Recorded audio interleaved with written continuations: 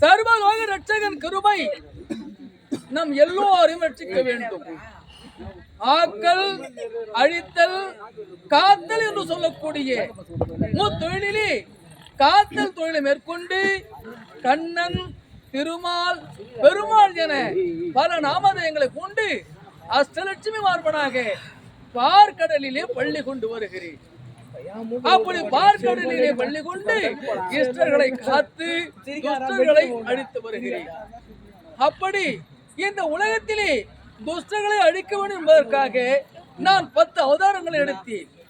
அப்படி நான் எடுத்த 10 அவதாரங்கள் மச்சம், கூர்மம், வராகம், நரசிம்மம், வாமனம், பரசுராமன், ராமன், பலராமன், கண்ணன் என இப்படி 10 அவதாரங்களை எடுத்து பகைவர்களை அழித்து தர்மத்தை நிலைநாட்டி இருக்கிறேன். அப்படி தர்மத்தை நிலைநாட்டிருக்கின்ற காரணத்தினால் இன்றைய தினம் இந்த உலக உற்றுநோக்க பார்த்தால் என்னுடைய மைத்துனர் கைலங்கிரி வாசனுக்கு ஆபத்து வந்து விட்டது. எப்படி?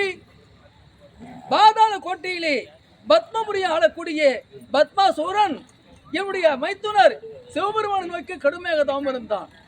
அப்படி தவம் இருக்கிற காரணத்தினால் அவனுடைய தவத்தை வச்சு நேரில் சென்று உனக்கு யாது வர வேண்டும் கேள்வி என்றார்.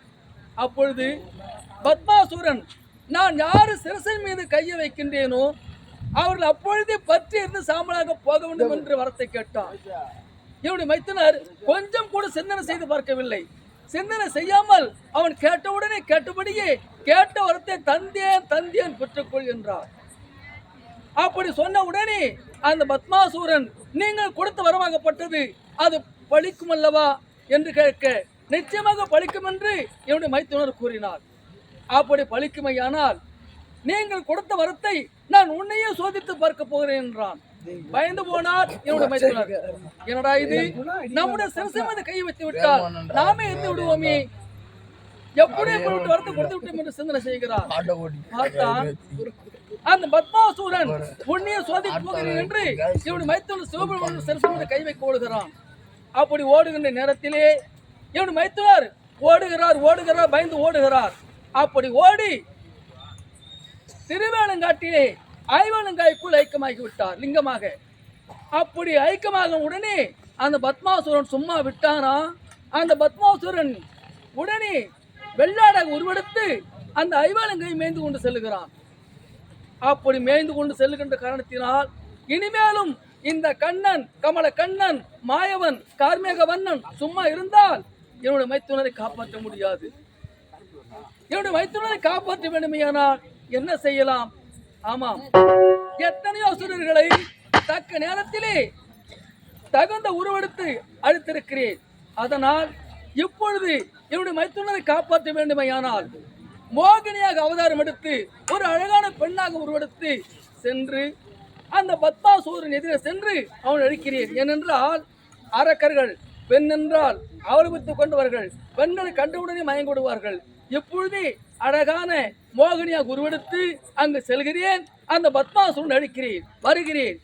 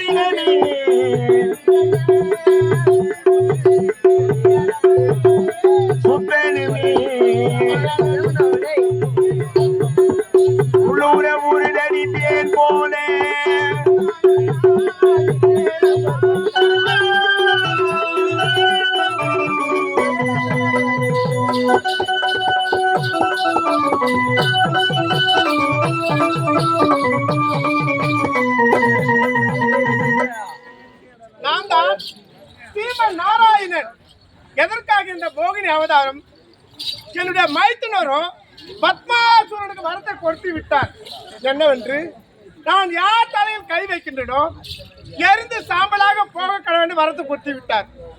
அது பார்த்து பயந்து என்னுடைய மைத்துனரும் ஐவேள காட்டுக்குள் ஐவேள காய்க்குள் ஒளிந்து கொண்டு இருக்கின்றார். பத்மாசுரனும் ஆளாக அவதரித்து துரத்தி கொண்டே ஓடுகின்றான். இருந்தாலும் மைத்துனரை காப்பது வேண்டும். எப்படி தெரியுமா?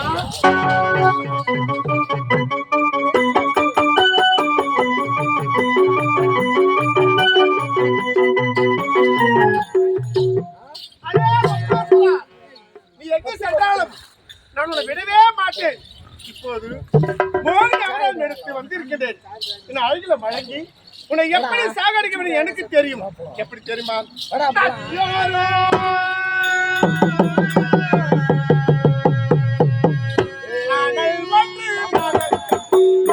நாட்டியமாடிடு மெல்ல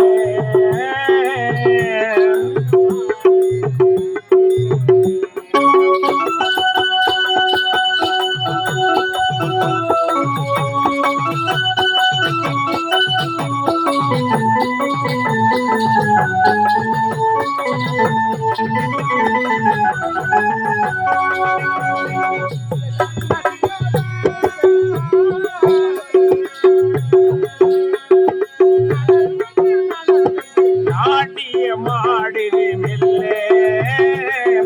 ஆனந்தம் ஆனந்தம் என் சொல்ல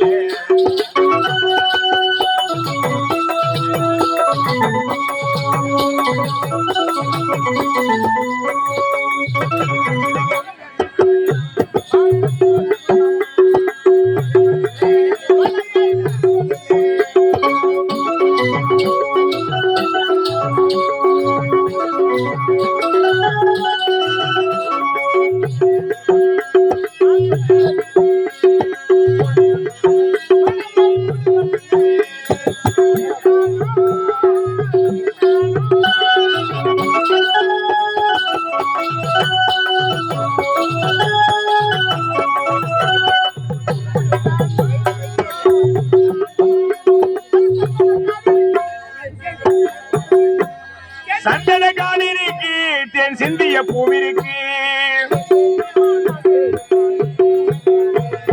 மெல்ல ஆனந்தம் ஆனந்தம் என் சொல்ல